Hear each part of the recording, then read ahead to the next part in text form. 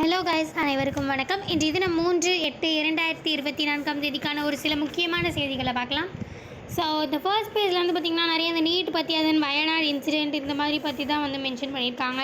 So நீங்கள் இது headlines மட்டும் பார்த்திக்கினீங்களாலே இப்போதைக்கு மோஸ்ட்லி ஓகேவாக தான் இருக்கும். ஸோ அதனால் இதெல்லாம் ரொம்ப இம்பார்ட்டண்ட் அப்படின்ற மாதிரி இல்லை. ஹெட்லைன்ஸ் மட்டும் படிச்சுக்கிட்டாலே நம்மளை எக்ஸாம் பாயிண்ட் ஆஃப் வியூவில் நம்ம அட்டென்ட் பண்ணுற மாதிரி இருக்கும்.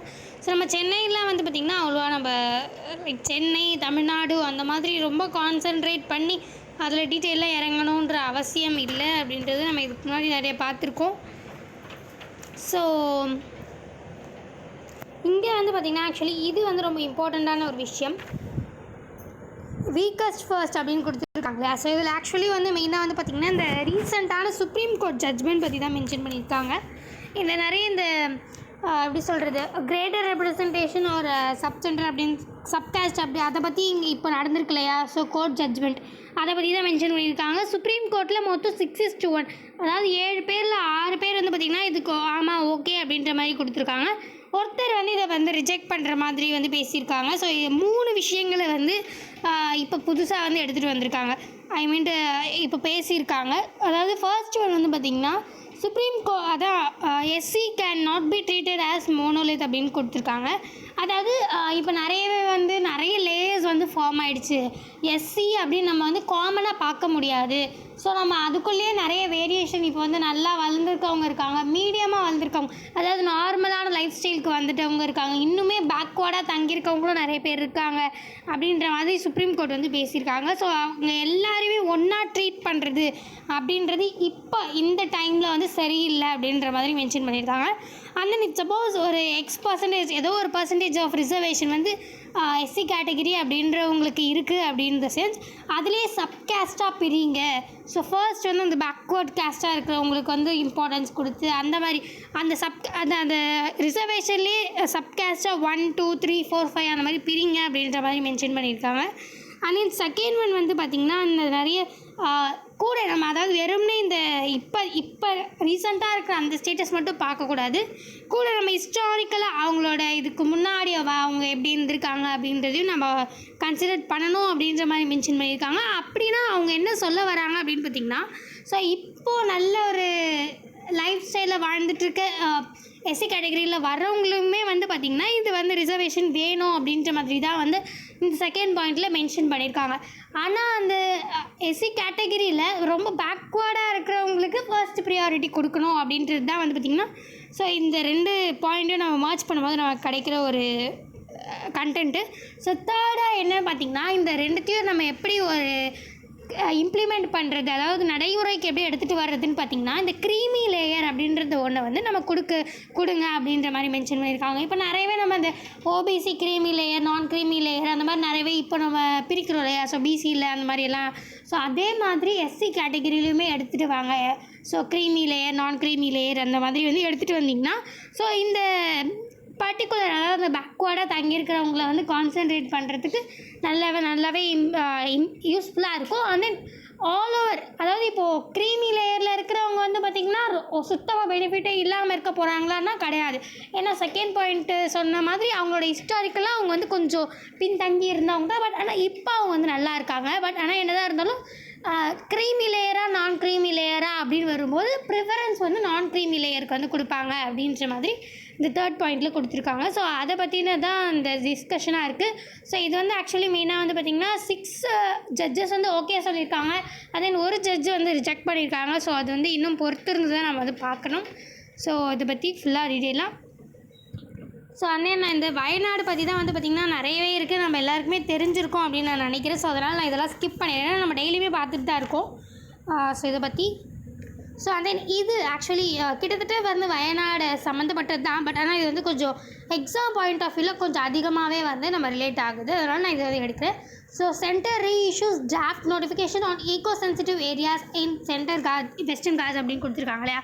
ஸோ இப்போ ஈவன் நம்மளுடைய வயநாடு அதெல்லாம் கூட பார்த்திங்கன்னா வெஸ்டர்ன் காட்ஸ் கிட்ட தான் வருது. அதாவது வெறும் வயநாடு, கேரளா அந்த மட்டும் கிடையாது. ஆக்சுவலி இது பார்த்திங்கன்னா குஜராத்தில் ஸ்டார்ட் பண்ணி, அதாவது குஜராத், மகாராஷ்டிரா, கோவா, கர்நாடகா, கேரளா, தமிழ்நாடு, கிட்டத்தட்ட தமிழ்நாடு அதாவது சவுத் தமிழ்நாடு முடிகிற வரைக்கும் இது ஃபுல்லாகவே பார்த்திங்கன்னா வெஸ்டர்ன் காட்ஸாக கருதப்படுது.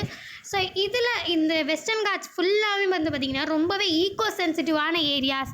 ஸோ இங்கே வந்து ரொம்பவே கம்மியாக ரொம்ப அதிகமாக நிறைய ரெசார்ட்ஸ்லாம் வந்து நம்ம கட்டக்கூடாது அப்படின்ற மாதிரி மென்ஷன் பண்ணியிருக்காங்க. ஒரு ரொம்ப ஃப்ரெஜைலான ஈக்கோ சிஸ்டம், ரொம்பவே டக்குன்னு மாறக்கூடிய ஈக்கோ சிஸ்டம் வந்து இங்கே நிறையவே இருக்குது. அண்ட் தென் கூட வந்து இப்போ ரீசெண்டான டைமில் நிறைய காடுகள்லாம் வந்து நிறைய அழிச்சிட்டே வர்றதுனால நிறைய இந்த பயோடைவர்சிட்டி லாஸ், அதாவது நிறைய விஷயங்கள், நிறைய ஆர்கானிசம்ஸ் எல்லாம் கூட நம்ம லாஸ் பண்ணுறோம். அங்கே நிறையவே கொட்டி கிடக்குது பயோடைவர்சிட்டி, ஆனால் நம்ம அதை லாஸ் பண்ணிகிட்டே இருக்கோம் அப்படின்ற மாதிரி மென்ஷன் பண்ணியிருக்காங்க.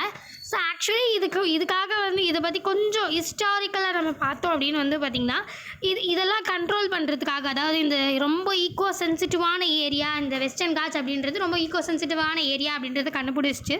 ஸோ இதெல்லாம் கண்ட்ரோல் பண்ணுறதுக்காக நிறைய கமிட்டியெல்லாம் நிறையவே வந்து நம்மளுடைய சென்ட்ரல் கவர்மெண்ட் வந்து எடுத்துகிட்டு வந்திருந்தாங்க. ஸோ அதை பற்றிலாம் மென்ஷன் பண்ணியிருக்காங்க.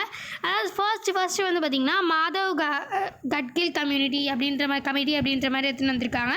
ஸோ அவங்க என்ன மென்ஷன் பண்ணியிருக்காங்கன்னு பார்த்திங்கன்னா, இந்த வெஸ்டர்ன் காட்ஸ் ஃபுல்லாக, அதாவது இந்த குஜராத், மகாராஷ்டிரா, கோவா, கர்நாடகா, கேரளா அண்ட் தமிழ்நாடுல ஒரு சில பகுதி, அதாவது அந்த சதர்ன் முடிகிற வரைக்கும்னு வச்சுக்கோங்களேன்.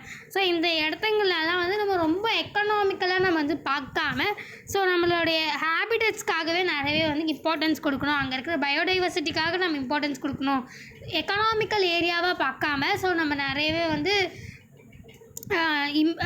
லிவிங் ஆர்கானிசம்ஸ்க்கு நிறையவே வந்து, அதாவது உயிரினங்களுக்கு நிறையவே நம்ம வந்து இம்பார்ட்டன்ஸ் கொடுக்கணும் அப்படின்ற மாதிரி மென்ஷன் பண்ணியிருக்காங்க. நிறைய ஹேபிடேஷன்ஸ், ஈவன் பீப்புள்ஸ் ஹேபிடேஷனே நிறைய வந்து அதிகமாக தேவையில்லை அப்படின்ற மாதிரி கொடுத்துருக்காங்க. அதே நிறைய மைனிங்லாம் கூட வந்து நடக்க ஆரம்பிச்சது சென்டர் நடுவில்.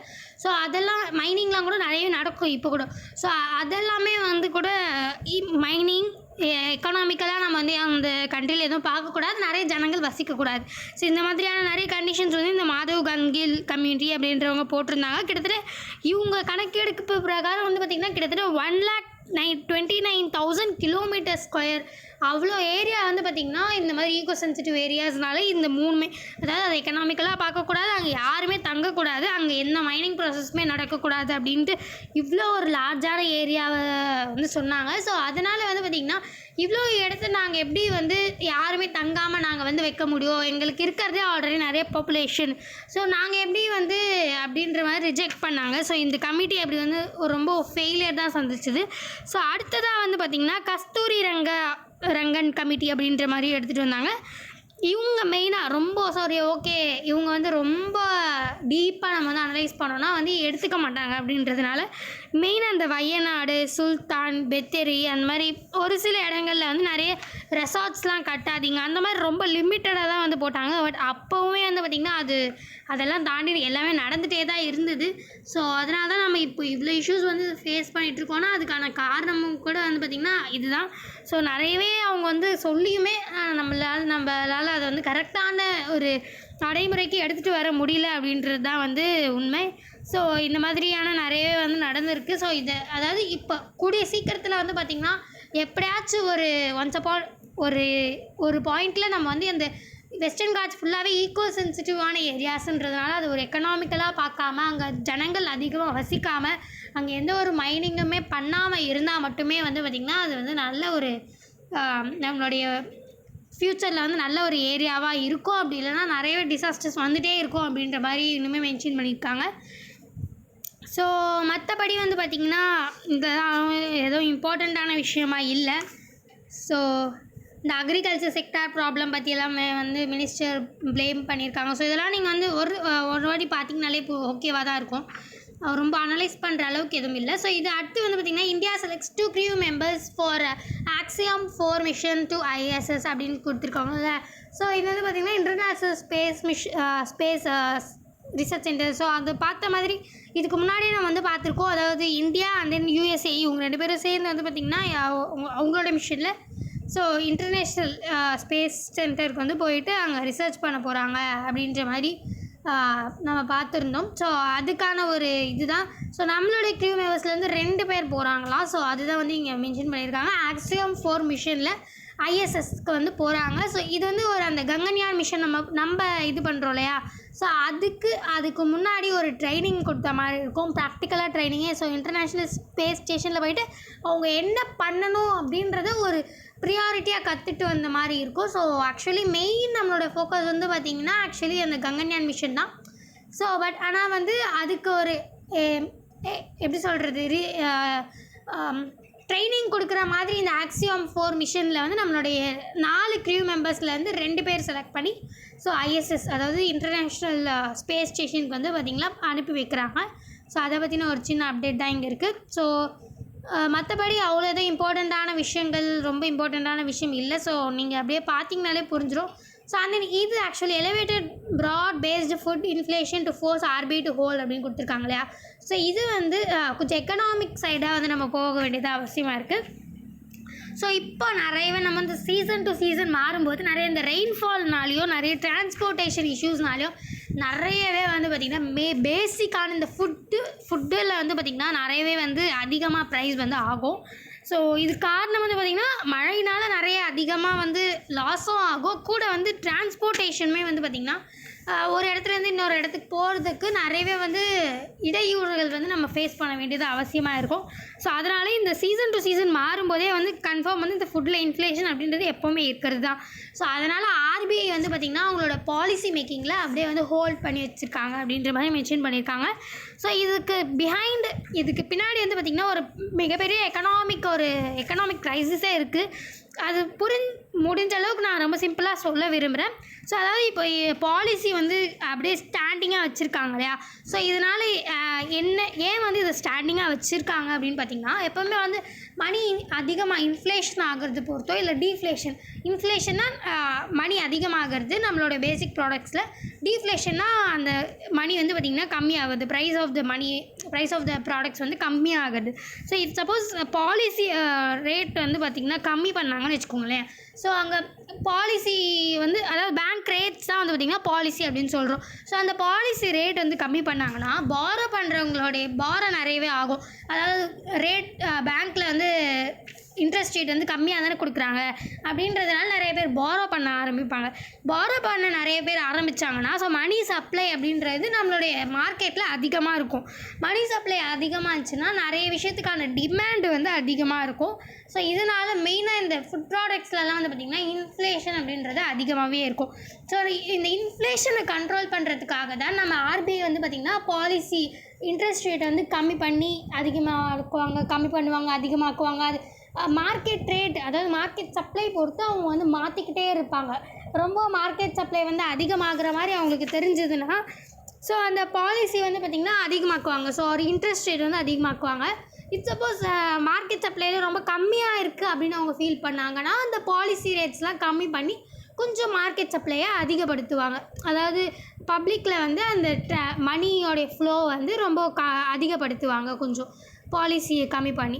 ஸோ இந்த மாதிரி இப்போ வந்து பார்த்திங்கன்னா அதனால் RBI வந்து பாலிசி அப்படியே ஹோல்ட் பண்ணி வச்சுருக்காங்க. ஏன்னா இன்ஃப்ளேஷன் வந்து அதிகமாக இருக்குது அப்படின்றதுனால அப்படியே ஹோல்ட் பண்ணி வச்சுருக்காங்க அப்படின்னு கொடுத்துருக்காங்க. ஸோ மற்றபடி வந்து பார்த்திங்கன்னா இங்கே அந்த இது வந்து ஆக்சுவலி ஒரு சின்ன இம்பார்ட்டண்ட்டான விஷயம் தான் நான் வந்து மென்ஷன் பண்ணிடுறேன். India faces dilemma amid rising Iran Israel tensions over Ismail Haniyeh killing அப்படின்னு கொடுத்துருக்காங்க. ஸோ நம்ம நேற்றே பார்த்துருந்தோம் இல்லையா. ஸோ இஸ்மாயில் ஹனியா அப்படின்றவர் ஹமாஸை சேர்ந்த ஒரு லீடர். ஸோ அவர் வந்து பார்த்திங்கன்னா ஈரானில் வந்து கொல்லப்பட்டுட்டாங்க,